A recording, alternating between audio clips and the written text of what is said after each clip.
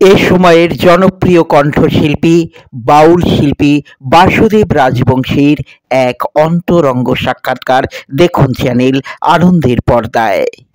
সাক্ষাৎকার গ্রহণ আনন্দচন্দ্র মণ্ডল। সুধী দর্শকবৃন্দ, আজ আমাদের মাঝে উপস্থিত হয়েছেন জনপ্রিয় লোকশিল্পী বাসুদেব রাজবংশী। তাকে আমরা স্বাগতম জানাচ্ছি।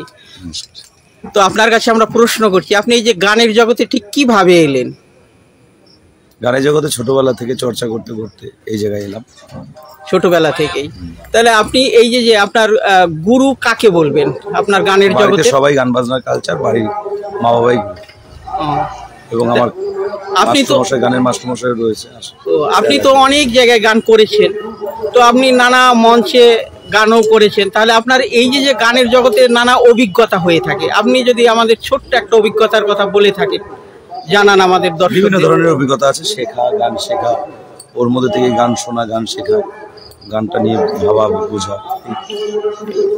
তাহলে আপনি যদি আপনার শুধু কণ্ঠেই যদি আমাদের দর্শকদের গানের যে কোনো গানের একটি বলি যদি আমাদের শোনান। যে গানটা ভাইরাল হয়েছিল খুব, বলি যাতে দাগ লেগেছে হাজারে হাজার আমার ভালোবাসার মই না পাখি এখন জানি।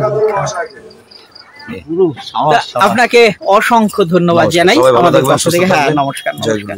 যাতে দাগ লেগেছে হাজার হাজার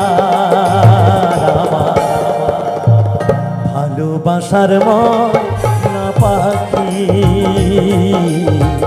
এখন জানি কার ভালোবাসার ময়না পাখি এখন জানি।